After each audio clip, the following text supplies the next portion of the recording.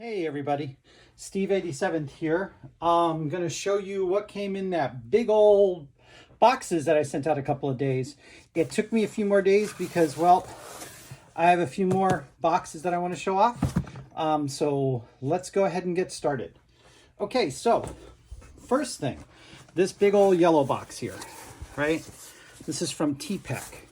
Now, I put this on my shopping list, and this came from my sister-in-law, which is kind of cool. I'm going to move this over a little bit. There's some things that I want to show you that are a little bit more important than others, you know, because you can see these and understand what they are. But this is a nice packed up file set. And what's really cool is I didn't really have a lot of the bigger files, which in some cases you might need them, especially in scratch building and all that. Plus it's got the cleaning brush. So this is going to be come in handy when I'm doing all kinds of different builds and all that. So that came out really, really cool. I'm glad I got that, and it's nice, compact, and fits up nice and neatly, and I can find it. It's got a nice zipper case to it and all. So that's one thing that I got, which was pretty nice. We're going to leave these for last, so I'm going to get them out of the way. Okay. One of the birthday presents I got, that's not so much a birthday present, was I was doing some work on some cars, some of those new cars that I got that are all kits and all that, and I found out that there were some parts missing, especially on the grain cars. So I put in an order to Atlas to get me some parts, piece parts and things. Okay, so let's go ahead and look at this a little bit. Don't worry about those.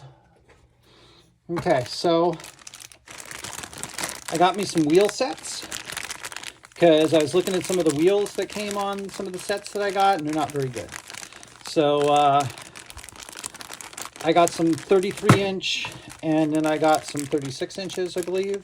So these are all metal, as well as the trucks. So that'll be nice. I'll be able to do some replacement objects. Okay. Also was missing some box lids for the coupler boxes, so I wanted to make sure I had a few of those. I've lost them from some other things, so it's good to have a couple of those extra. And then the thing that I really needed to get, which took me quite a while to find, are these ends. Now, these are actually, they're Atlas cars that these are the ends for, but they're the only ends that I could find with the ladders for the grain cars. So I'm probably going to have to modify these a little bit, but Atlas actually had these as piece parts. So I went and got a couple of those to have some ends to put on one of my cars, because one of my cars was completely missing its ends. So that's kind of my repair pack, which is kind of nice. But it is something that I needed, so it comes out pretty good. Plus, like I said, I'm doing a bunch of cars and all that. This I got from my in-laws. And the cool thing about this is it's... okay, I won't take the whole thing out. Okay, so that's a cutting pad. And along with the cutting pad are these neat little knives. Okay, so these are spiral type knives. See if I can take one out. It's going to be tough to get it out of there. But anyway, these are meant on a rotating basis, so you'll be able to scroll around and do some other things. What I'm thinking is, between my wife and I, my wife does paper crafting, those archways and things like that Vinny had such a hard problem with doing and all that, these might work a little bit better on that. Granted, what's going to happen is you'll have to start very, very low, you know, some very, very thin plastic, and then build up the plastic layers. But so I thought we'd try one of those. So that was kind of cool. Thanks to the in-laws for that. That's one of two things that they got me. We'll show you some other things that I got. Okay, so we keep talking about, and you hear Steve and those guys say, hey, you know, you got to think out of the box and you got to go get other things from other places and all that. Well, this, you can see, is for Flairosol, okay? So what is it? Well, it's a squirt bottle, all right, for misting. But when she was looking at the crafting thing, I'm not going to demonstrate it now because I'd have to fill it all up. The nice thing about this that I want to try out in some large areas is you only have to pump it once, and it's an air pressure type pump. So when you squeeze it once, it allows for a fine mist for a while. So this might be really good. We're going to try this out on wetting down some different areas and all that. Instead of when you've got the pump ones, the pump action, where you're coming out and you're pumping it on there to spray either your alcohol or your diluted water down or something, that it actually starts scattering this stuff. This gives a nice fine mist to cover. So I want to experiment with that. That should be kind of cool. So that was a gift that we wanted to try out as well. My wife and I do semi-crafting together. There's a lot of tools that she'll buy for me to experiment with, and I'll buy for her to experiment with. So it goes vice versa. Okay. So this is something I won off of eBay, and this is a Pope and Talbot wood load, which I got from a gentleman, and I'm going to put it down here. It's off of eBay, but he does. He's here in Olympia, Washington, and he and a friend of his do these wood loads. And as you can see, the rubber bands, so they're meant to come apart and then be put together to be put on the various center beam cars, depending upon what size you want and all that kind of stuff. And he says that they've got a bunch of different ones and all that for different loads and all. For me, Pope and Talbot's really kind of interesting, even though this says South Carolina, I think. I used to kind of do a lot of work for Pope and Talbot, and it's one of the places that's still out here, so I wanted to get some wood to represent the Pope and Talbot loads. Okay. So again, that is from Joe Clegg, does these. And you can find him on eBay, and here's his contact information. Okay? Just tell him I sent you. All right. Now, some of my little toys that I got. I'll call them toys. Brand new Ford Ranger, red. I think you guys might have seen some of these. Highly detailed from Bush. It's a nice little truck. Always come in handy. Could use it for some fire scenes and all that. My wife is going to Oregon State University for some classes. So I decided that we should have her school represented. We already have Virginia Tech trucks. So we wanted to get an Oregon State truck as well. And so this is from, who's this from? This should be from Trucks and Stuff. And you can see here it's a Kenworth T680 cab. So that was kind of cool. It just kind of gives a representation of her on the layout. So that's nice. Okay, we are going to go with the milk trucks first. So out in our area, we have a lot of dairies. Okay, and Linwood or Linden Trucking does most of the milk stuff. Now, when I first saw these trucks come out, I was like, oh, cool, this is going to be kind of neat. But you've only seen the side views. Okay, and again, this is another Trucks and Stuff, and it's a Kenworth day cab. Okay, food grade quality trailer. So where I'm going to be modeling at and all, there are a lot of dairy farms and all. But there's one thing that's really interesting that I didn't know if they were going to capture it or not, and they did, which made me really happy. So this is what you see. Oh, come on, focus in. On the backs of the trailers. Let me try to get it out of the glare. Give me a second. Okay. So it says Milky Way, and it's got a little cow and his cow face on it and all. So I thought I was going to have to do something bad, like go up behind one of the trucks, take a picture, and have to decal all that. But they put the decals on there. So that's kind of neat. I like that. So that's a local flavor truck for us that I see on the roads here all the time. Mostly I see them in pups, but I'll take the long ones. So since they're local, of course I got 2 of them. So that's kind of neat. Then these have been around. I've wanted to do one of these for a while, but I was always kind of a little bit afraid. So I decided to, when they finally came out, I decided to buy some. So these are, we're going to get this right. This is a Peterbilt pneumatic tank trailer. And I just really like the way that this looks with the chrome in the middle and the orange truck, the Kenworth and all. Even though this is a night cab and all that, that's kind of cool. I know some people just got some of these just as the trailers because I've already got the trucks, but I like some of the trucks that came with these, so I bought them for the fleet. So I couldn't get just one because this was an overnight truck, and that seemed kind of odd to have for concrete. So then I saw this truck, which is actually going to, these are going to swap trailers. Believe it or not, I'm going to put the silver one on this one. Reason is, if you look at that, this is kind of an orange and maroon. Well, those are Virginia Tech colors. So we're going to swap this over to be a Virginia Tech truck. And this is also a Kenworth W900. This was a Kenworth 389.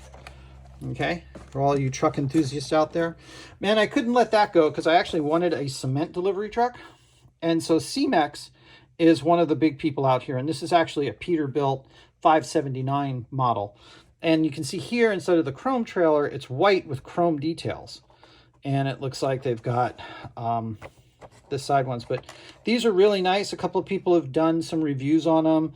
Got really nice piping, great details on this. So those were my 3 to myself. So I've got 3 of those trucks. And I might wind up just getting a chrome trailer as well. Okay, so I got another one of those boxes of, hey, I didn't know that I had this on order anymore, but I did. So this is a 3-pack of, we're going to read it off the box, the Trailer Train brown logo 60-foot flat cars. So these are just regular flat cars, which is what I need. So they will either go into flat car service as flat cars, or else they will go in as log cars, one or the other. And I got the 3-pack, which is kind of nice. It increases my fleet by a lot. And these are the Athearn ready to roll. Already comes with a nice looking wood deck. It also has all of the cleat areas, which is kind of nice. Bottom detail is good. I mean, it's got molded in piping in there. You've got the trucks. I didn't realize this before, but these particular trucks from Athearn actually have all the gearing in here for the brake shoes on these. So these are pretty nice little models. It brings up my, like I said, it brings up my fleet for quite a bit. And I only need the 60-foot flat cars because that's pretty much what they use for hauling either logs, well, sorry, not logs, telephone poles, in most cases, what I see out here, and for use with the Navy Yard. Okay, so that was kind of my big train haul. Now, I've got this other little box over here that looks kind of weird. Okay, let me tell you about this. This box is known as a nail polish box. I got to get this out of the way. Okay, so you can see that it's portable. It has a handle on it. It's not that bad. It's meant for different nail polish bottles. However, in our hobby, we don't have nail polish, but we do have paints. And they fit in there just perfectly. This is a second one of these that I've gotten. This was actually another present that I kind of left out there. And you can see here, and the one that I've already got filled up, I've got most of my model colors in here on both sides. It's nice. It keeps them nice and coordinated in there. They're stuck. And if you want to take them with you, it's nice and portable. So, nail polish case. just in case anybody's interested. You can actually find this on Amazon. So that's kind of a nice little handy thing to have. So that'll work out well. Plus I'll have all these paints.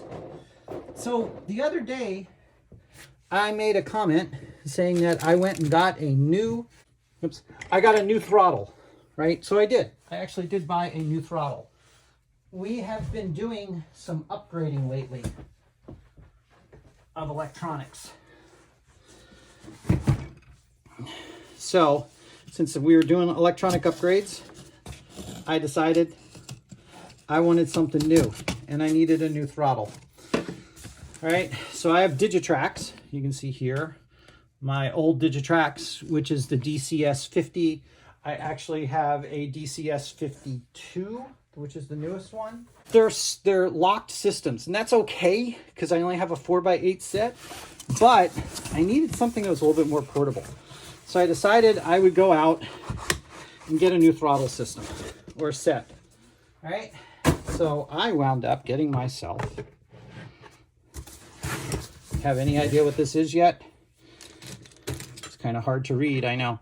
I might have to make this up as some graffiti. That looks kind of cool. Let's open her up here. So you're seeing me open this for the first time. It's kind of why this one went a little late, because I wanted to include my throttles in there. So this is, what is this? It is